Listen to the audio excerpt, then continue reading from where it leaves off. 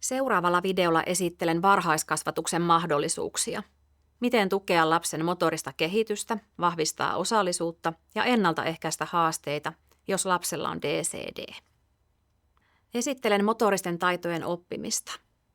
Tehokkaita tukikeinoja, mitä tiedetään kuntoutuksen osalta tehokkaista tukimuodoista ja mitkä pedagogiset tukitoimet voivat olla avuksi. Lisäksi käsittelen, miten ottaa lapsen haasteet puheeksi huoltajien kanssa ja mitä tehdä, jos tukitoimet eivät riitä. Motoristen perustaitojen oppimisen ja kehittymisen on havaittu tapahtuvan parhaiten ihmisen varhaisvuosina. Tähän voi osaltaan vaikuttaa se, että hermostollisen kehittymisen on todettu olevan nopeinta 6 ensimmäisen ikävuoden aikana. Motorisen taidon oppimisen kulmakivet ovat yksilö, eli lapsen ominaisuudet, tehtävän vaatimukset sekä ympäristö. Yksilön ominaisuuksiin voimme vaikuttaa vain vähän, joten keskeistä on pyrkiä vaikuttamaan asioihin, joihin voimme kasvattajina vaikuttaa, eli tehtävään ja ympäristöön. Esimerkiksi välineisiin, tehtävän ohjeisiin, sääntöihin, struktuuriin, rauhalliseen paikkaan, jossa tehtävää tehdään. Lapset, joilla on motorisia haasteita, tarvitsevat oppimiseen paljon enemmän aikaa, toistoja ja suunnitelmallista tukea. Opittu taito ei siirry automaattisesti uuteen tilanteeseen. Siksi harjoittelun pitää olla suunnitelmallista ja erityisesti perusmotorisiin taitoihin kohdennettua. Onnistumisen kokemukset ovat tärkeitä, sillä ne vahvistavat minäpystyvyyttä ja motivaatiota. Vältetään myös aikapaineen tuntua ja opetetaan monimutkaiset taidot pilkkoen, palastellen, hyödyntäen mielikuvia ja sanoittamalla tehtävän keskeisiä ydinkohtia. Leikki ja monipuoliset liikkumistilanteet tarjoavat luonnollisia mahdollisuuksia harjoitella näitä taitoja. Kuntoutuksen osalta interventiot jaotellaan ICF-toimintakykyluokituksen mukaisesti 3 eri pääryhmään. Ensimmäinen on prosessiorientoituneet menetelmät, joissa pyritään kehittämään vaikeuden taustalla olevia prosesseja. Ja tästä esimerkkeinä esimerkiksi sensorisen integraation terapia tai lihasvoimaharjoittelu. Toinen ryhmä on tehtäväsuuntautuneet menetelmät, joissa harjoitellaan tiettyä taitoa tai tehtävää. Näistä esimerkiksi co-op-terapia ja mielikuvaharjoittelu yhdistettynä toiminnan havainnointiin ovat menetelmiä, joilla on tällä hetkellä vahvin tutkimusnäyttö. Kolmas ryhmä interventioista on osallistumista tukevat interventiot, joissa pääpaino on osallisuuden ja aktiivisuuden tukemisessa. Motor imagery, eli mielikuvaharjoittelu, tarkoittaa, että lapsi kuvittelee liikkeen mielessään ennen suoritusta. Tämä aktivoi samoja hermoverkkoja kuin varsinainen liike. Action observation puolestaan tarkoittaa mallisuorituksen katsomista, esimerkiksi videolta, aikuisen tai toisen lapsen suorittamana, jolloin lapsen pelineuronijärjestelmä aktivoituu. Ja tutkimusnäyttö osoittaa, että kun nämä 2 yhdistetään harjoitteluun, motoristen taitojen oppiminen paranee erityisesti DCD-lapsilla. Co-op, eli Cognitive Orientation to Daily Occupational Performance, on menetelmä, jossa lapsi on aktiivinen toimija. Tässä terapiassa keskeistä on se, että lapsi itse asettaa tavoitteen, tehdään yhdessä toimintasuunnitelma, toteutetaan toimintasuunnitelmaa ja arvioidaan lopputulosta. Tämä menetelmä lisää lapsen osallisuutta ja motivaatiota, koska hän ei ole pelkkä ohjeiden vastaanottaja. Kognitiivinen ohjaus tukee motoristen taitojen oppimista ja onnistumista. Tässä on esimerkki co-op-menetelmästä käytännössä. Ensimmäinen vaihe on tavoitteen asettaminen. Esimerkiksi lapsi voi sanoa, haluan oppia heittämään palloa mahdollisimman kauas. Seuraavaksi tehdään yhdessä toimintasuunnitelma ja pilkotaan tehtävä pienempiin osakokonaisuuksiin. Kolmas vaihe on toimintaa. Eli toteutetaan suunnitelma kohta kohdalta ja tehdään useita toistoja. Ja lopuksi arvioidaan yhdessä, miten onnistuttiin ja toteutuiko suunnitelma. Miten lasten yksilöllisyys ja taitoerot tulisi huomioida taitojen vahvistamisessa ja opettamisessa varhaiskasvatuksessa, jos ryhmässä on lapsi, jolla on DCD? Ryhmä- tai lapsikohtaisessa pedagogisessa tuessa eriyttäminen opetusmenetelmien, sääntöjen, välineiden ja tilan osalta on keskeistä. Yhteistä toimintaa voidaan toteuttaa myös inkluusiokirjon mukaisesti monella eri tavoin. Joko avoimina tehtävinä, jossa kaikki suorittavat samaa tehtävää. Soveltavina harjoituksina, jossa esimerkiksi lapsella, jolla on DCD, voi olla erilainen väline. Esimerkiksi pallo, hitaammin, pomppaava, suurempi, kevyempi ja niin edelleen. Toimintana voi olla myös rinnakkainen toiminta, jossa on eri pisteillä erilaisia suoritusmahdollisuuksia, josta lapsi voi valita itselleen sopivan. Tehdä esimerkiksi kuperkeikan alamäkeen tai tasaisella patjalla. Gentilen mallissa harjoituksia voidaan eriyttää 4 eri tekijän avulla. Ensinnäkin onko keho paikallaan vai liikkeessä. Ja toiseksi käytetäänkö esinettä vai ei. Kolmanneksi, onko ympäristö pysyvä ja ennakoitava vai sisältääkö se liikettä. Ja neljänneksi, vaihtelevatko tilanteet vai pysyvätkö ne samanlaisina. Näitä eri asioita muuttamalla voidaan helpottaa tai haastaa tehtävää lapselle. Esimerkiksi pallon heittoharjoittelu voidaan aloittaa paikallaan ilman välinettä rauhallisessa ympäristössä ja mietitä kohta kohdalta näitä taidon ydinkohtia. Ja edetä sitten kohti vaikka liikkuvaa suoritusta välineen kanssa ja vaihtelevissa olosuhteissa. Toiminnallisessa opettamisessa on tärkeää huomioida, että monilla lapsilla on tarkkaavuuden ja toiminnanohjauksen haasteita.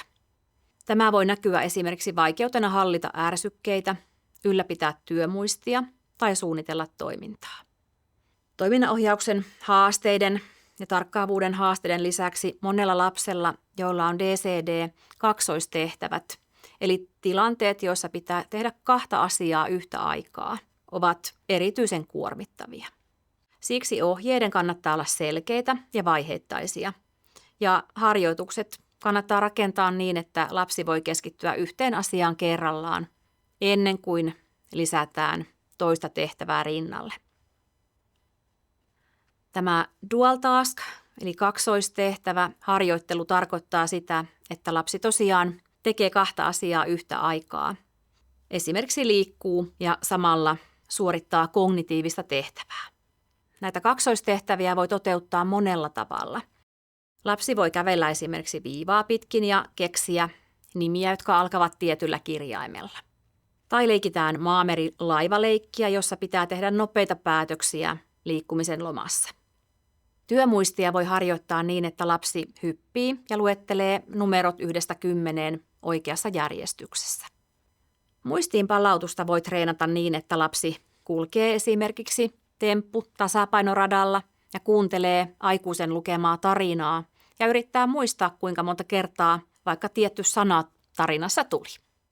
Toiminnallinen esimerkki voisi olla esimerkiksi sellainen, että lapsi tasapainoilee radalla, vaikka mailan ja pallon kanssa ja kertoo samalla, mitä on tehnyt esimerkiksi viikonloppuna. Tällainen kaksoistehtävä harjoittelu saattaa tutkimusten mukaan kehittää tasapainoa jopa enemmän kuin yksittäistehtävät. Mutta uuden oppimisen alkuvaiheessa kaksoistehtäviä, varsinkin lapsilla, joilla on DCD, kannattaa välttää ja ottaa ne mukaan vasta sitten, kun perusasiat on hallussa ja motorinen taito helpommin tai kognitiivinen taito helpommin jo opeteltu. Mutta taitojen vahvistamiseen tämä on erinomainen tapa kehittää lasten osaamista. Leikkiin liittyvät sosiaaliset tilanteet voi olla hyvin stressaavia lapsille, joilla on riski näihin motoriikan häiriöihin. Meidän varhaiskasvatussuunnitelma velvoittaa henkilöstöä tunnistamaan leikkiä rajoittavia tekijöitä ja kehittämään leikkiä edistäviä toimintatapoja. Aikuisen rooli on erittäin tärkeä, jos ryhmässä on lapsi, jolla on DCD. Kun tuki sopeutetaan lapsen toimintakykyyn, mahdollistetaan osallistuminen leikkitilanteen vaatimalla tavalla. On myös hyvä ottaa lapsi mukaan leikin ja tehtävän suunnitteluun. Esimerkiksi kysyä, miten leikki voisi olla hänelle mieluisaampi tai helpompi. Tämä lisää lapsen osallisuutta ja motivaatiota.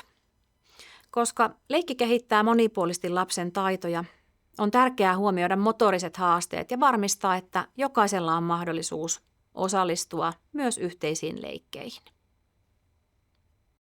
Jos lapsen kehityksessä tai oppimisessa huomataan haasteita, huoltajaan ollaan yhteydessä välittömästi. Lapsella on oikeus saada tukea sopivalla tasolla silloin, kun tuen tarve havaitaan, eikä diagnoosia tai lausuntoa tarvita. Varhaiskasvatuksen tehtävä on arvioida tuen tarve ja järjestää tuki lapsen edun mukaisesti yhdessä huoltajien kanssa. Aloitteen voi tehdä myös huoltaja, neuvola tai sosiaali- ja terveydenhuollon ammattilainen. Ja lapsi osallistuu yhteistyöhön tavalla, joka sopii hänen ikänsä ja kehitysvaiheeseensa. Tärkeintä on, että myös lasta kuullaan ja hänen mielipiteensä otetaan huomioon. Kehityksellisen koordinaatiohäiriön käypähoitosuosituksen mukaan pedagogisen tuen yksilöllisyys ja intensiteetti tulee sovittaa tuen tarvetta vastaavaksi. Tuen suunnittelu tehdään arvioimalla motorisia taitoja ja oppimista yhdessä lapsen ja huoltajien kanssa. Jos varhaiskasvatuksen tai koulun tarjoama pedagoginen tuki ei riitä, lapsi ohjataan terveydenhuollon arvioon. Esi- ja perusopetuksessa tuki annetaan ensisijaisesti ryhmässä, omassa lapsen opetusryhmässä, esimerkiksi opetusjärjestelyjä muokkaamalla. Jos lapsi tarvitsee yksilöllisempää ja pidempikestoista tukea, hänellä on oikeus saada lapsi- tai oppilaskohtaista tukea, joka kirjataan suunnitelmaan. Tuen arviointiin osallistuu opettajat, huoltajat ja tarvittaessa muut asiantuntijat. Seuraavaksi muutama sana puheeksiotosta huoltajien kanssa. Kun lapsen vaikeudet otetaan huoltajien kanssa puheeksi, kannattaa ehdottomasti aloittaa lapsen vahvuuksista. Esimerkiksi huoltajalle voi sanoa, että lapsi on innokas ja yritteliäs. Sen jälkeen hyvä käyttää konkreettisia esimerkkejä arjesta, jossa lapsella on haasteita, jotta tilanne olisi selkeä ja ymmärrettävä. Pelkkien haasteiden kuvaamisen sijaan kannattaa ehdottaa ratkaisuja ja kertoa, että mitä voitaisiin yhdessä tehdä, niin varhaiskasvatuksessa kuin kotona. Ja lopuksi on tärkeää korostaa, että tavoitteena on löytää yhteisiä keinoja, jotka tukevat lapsen oppimista ja hyvinvointia arjessa. Tarkoitus ei ole keskittyä diagnooseihin. Seuraavaksi muutama sana hoitopolusta. Sen pohjalla on lapsen motoristen taitojen seuranta, systemaattinen havainnointi ja dokumentointi sekä moniammatillinen yhteistyö. Tuen kokonaisuuden voidaan ajatella rakentuvan 3 eri tasolle.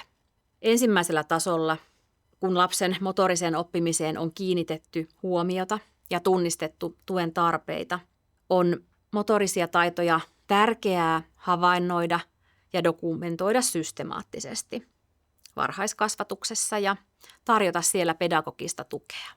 Joko ryhmässä yleisen tuen muotona tai hieman intensiivisempänä tehostetun tai erityisen tuen muotona.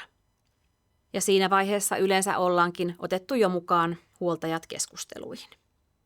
Jos tukeminen varhaiskasvatuksessa ja kotona ei riitä ja lapsella on selvästi haasteita arjessa, toimimisessa ja yhteiseen toimintaan osallistumisessa, on tärkeää ohjata huoltajat keskustelemaan lapsen asioista neuvolassa. Tämä vie meidät sinne toiselle tasolle eli perusterveydenhuoltoon, jossa neuvolalääkäri voi ohjata lasta sitten tarkempiin arvioihin, toiminta- ja fysioterapiaan.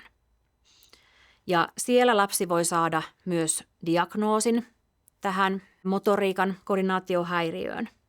Jos lapsella on suurempia haasteita ja enemmän päällekkäisiä haasteita muilla kehityksen alueilla, lapsi voi ohjautua perusterveydenhuollosta vielä erikoissairaanhoitoon. On tärkeää muistaa, että se arjen tuki ja varhaiskasvatuksen pedagoginen tuki, se jatkuu tämän koko prosessin ajan, riippumatta siitä, ollaanko arvioimassa lapsen taitoja esimerkiksi perusterveydenhuollossa tai jos vaikka lapsi oli sen diagnoosinkin saanut. Eli riippumatta siitä, millä tasolla lapsi on, niin lapsi ansaitsee hyvää laadukasta tukea varhaiskasvatuksessa. Kiitos.